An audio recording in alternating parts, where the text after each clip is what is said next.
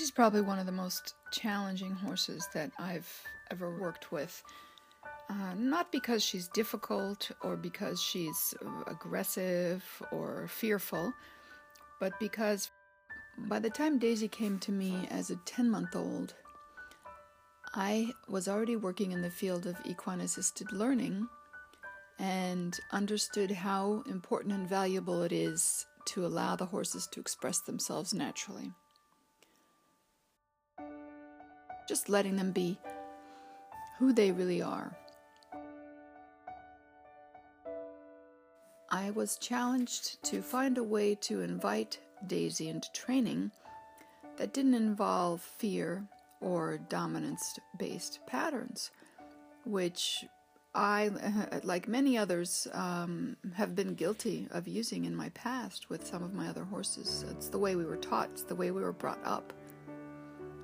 But over time, just listening to the horses, I've begun to understand that they do have a lot to say. And they have very strong opinions sometimes. But oftentimes these opinions are muted because they aren't listened to. And so they stop expressing themselves. And they just tolerate us. Horses are born one way, and over time we mold their personalities into what is most convenient for us. So I wanted more than anything for Daisy to be able to grow up, being able to be her own individual, find out who she was, express herself, but be respectful and be able to live, with other horses, with other humans.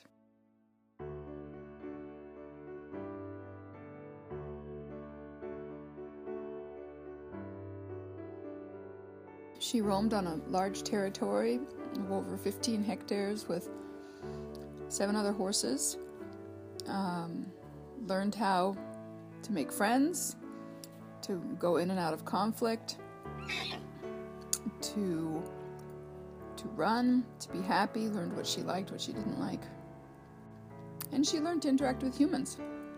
I didn't even invite her into the sessions with my clients for the first year or two because she was so young, and I really didn't want to be affecting her in any way. But she would literally ram the gates asking to come in. She would start pounding her hoof on the bottom rung of the gate, asking to be let in. So I started to let her in, and she really grew into the work and really enjoyed it. Enjoyed working with clients, always wanting to be the center of attention. As soon as she sees people, she comes up and she's just, she's this massive 17-hand Percheron. Even if she's not even full grown, she's still massive and makes an incredible impression on people. But she's as sweet and as friendly as a puppy dog. I've rarely had to use tack on her. We've mostly done all of our work at Liberty because I really wanted to be her choice. And, most of the time, I'd say 90% of the time, we work out either in the paddock or I'll work in the round pen with the gate open. And she knows that's our school. So if she sees me in there, she's thinking, oh, we're going to learn something new today. That's interesting. I'll go check it out. But she can leave any time, and she knows that. Of course, when we feed them or have to do any maintenance like hoof trimming or shots, of course I put a halter on her. She can lead, she can do all those things. We've done all very gently, slowly. Because she's a draft horse, she takes a lot longer to learn things. And not because she's less smart, she's just less reactive, which is a great thing in a horse. But it also requires time, and it requires patience, because the last thing I want to do is get in a fight with a 17-hand, 650-kilo Percheron. I've developed a method with Daisy and with my other horses as well called dialogue and consent. And it's based on the I-thou principles of regard for the other as a sentient being with wants and needs.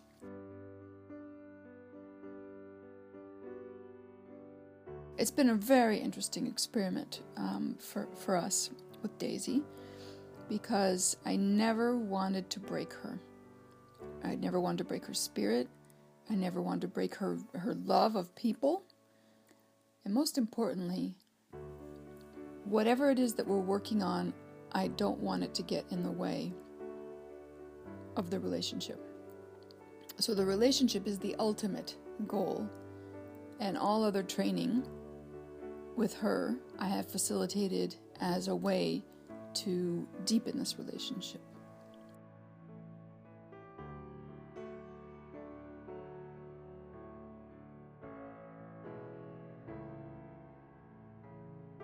So, since we had a lot of snow this winter, I was curious about inviting her to pull a sleigh.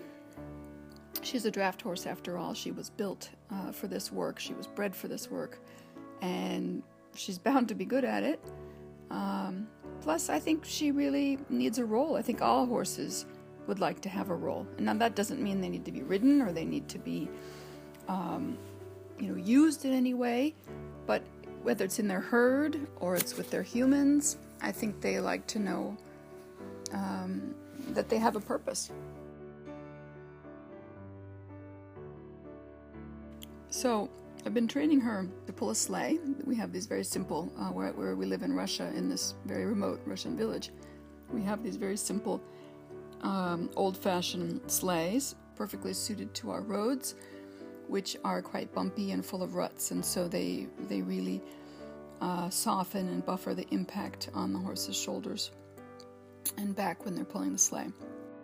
What I'd like to show you in this video is this process of training Daisy to pull the sleigh after having spent years of just being with Daisy and just learning each other's language and creating a language for just the two of us that we both can understand and respond to.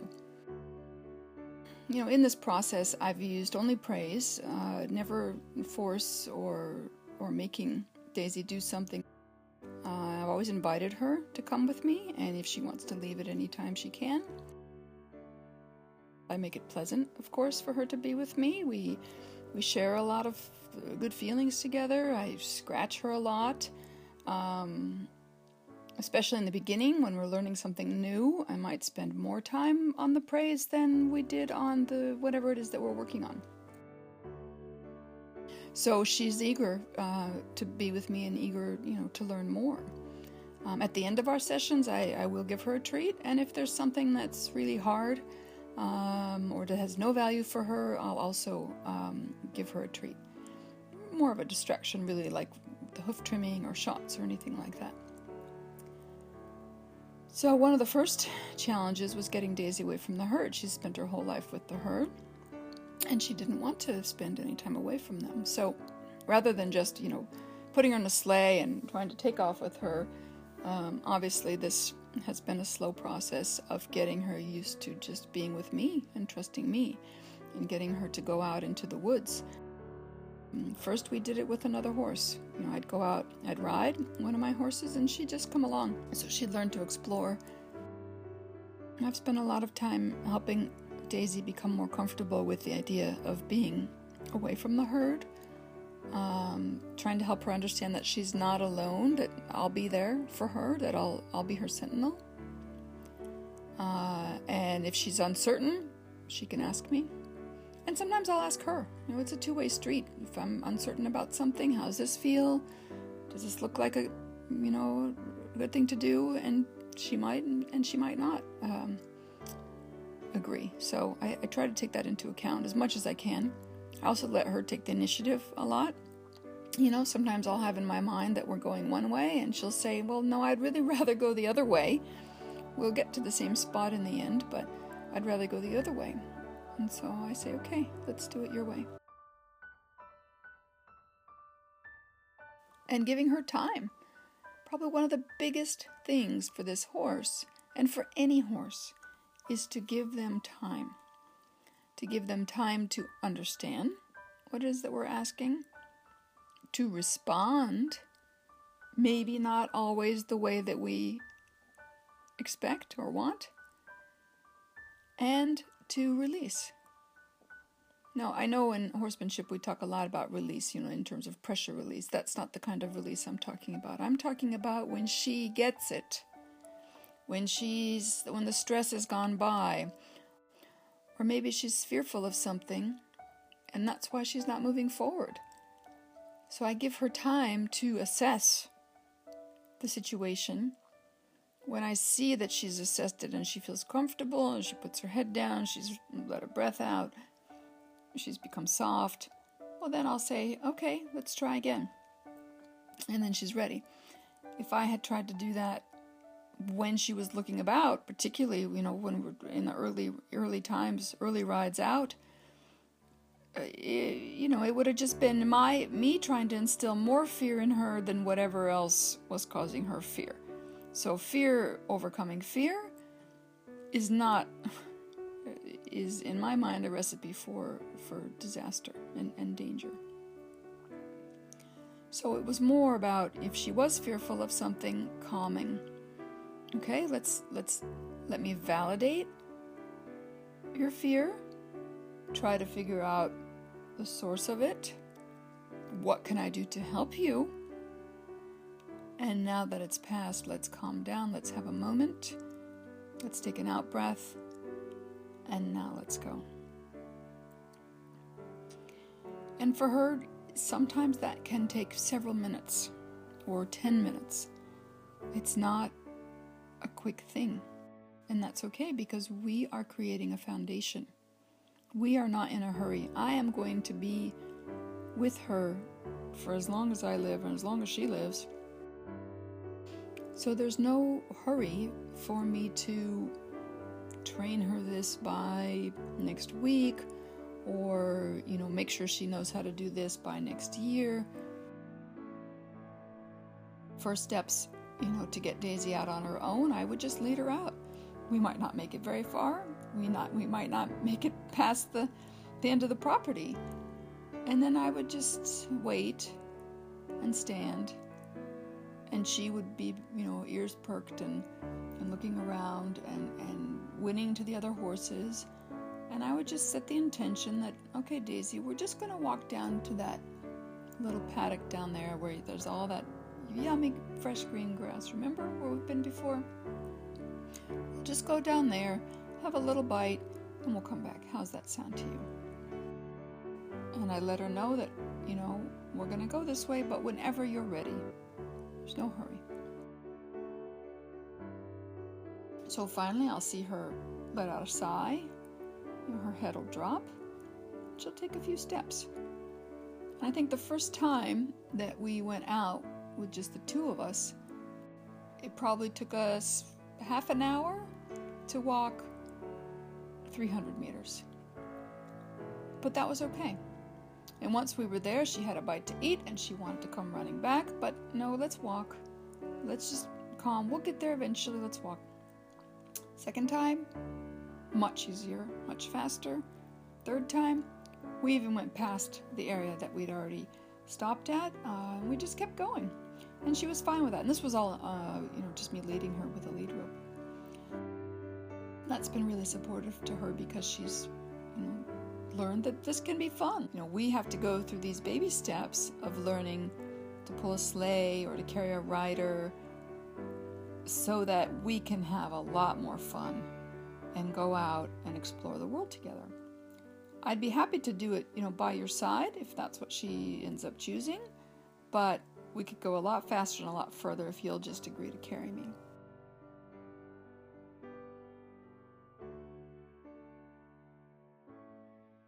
So that's sort of the approach that I've had with her. And with the sleigh, absolutely the same thing.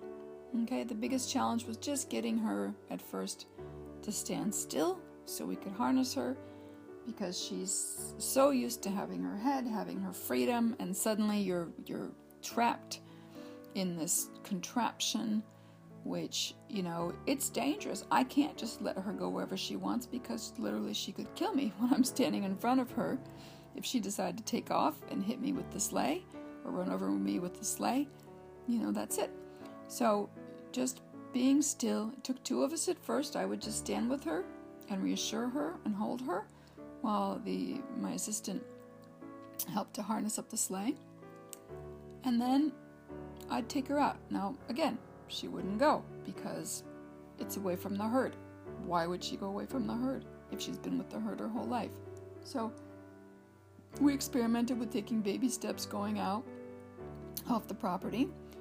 And I'd take, one of my other horses, and I'd have, very first steps, I had my assistant lead the other horse out in front, and then all I'm asking her to do is follow.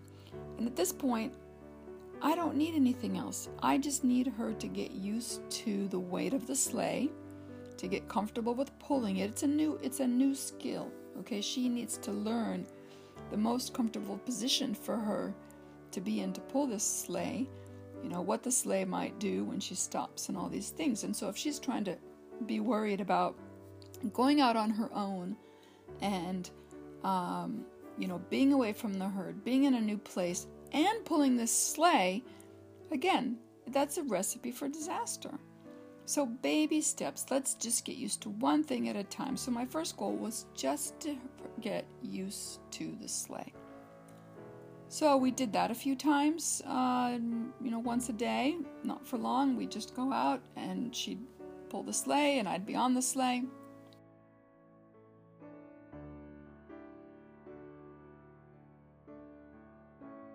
And it was actually funny because in the beginning, she was so used to either walking beside me or following me that having me behind her on the sleigh was confusing. She tried to turn around, with the sleigh attached to her to see me.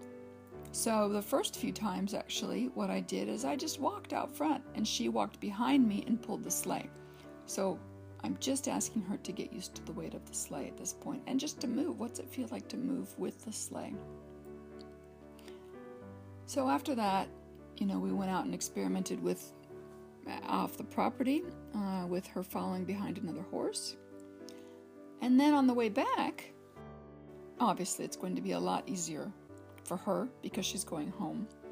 And I can take advantage of this, this natural behavior of hers to want to go back to the herd by putting her in a situation that maybe she wouldn't do otherwise. So I have her go first and I tie the other horse or hold the other horse behind.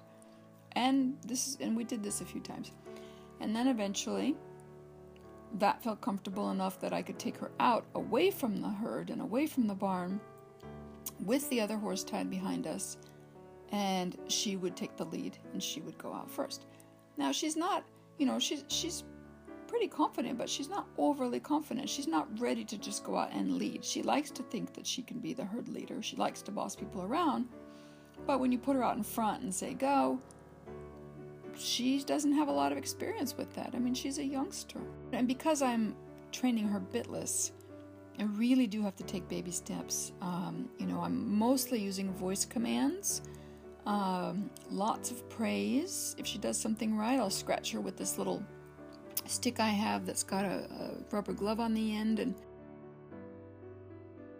the final step, obviously, in the sleigh was getting her to go out on her own. And, I'll give her the signal to go, which is to clock, which we worked a lot, at Liberty and on the ground. She knows that. She knows the signal to stop. How I turn her, or turn her head this way, turn her head that way, and to get her to turn. So, of course, she knew all of that before we hooked her up in the sleigh with the bitless bridle. But sometimes she would get stuck, and she just wouldn't go. And, if I'd had hours to wait, maybe she would have gone eventually. But I did push her a little bit, like you might push a dance partner to say, hey, come on, give it a try. Just go, won't you? Come on. And you might just kind of tap them on the shoulder and say, let's go. So I did do that a few times with her when I felt she was stuck.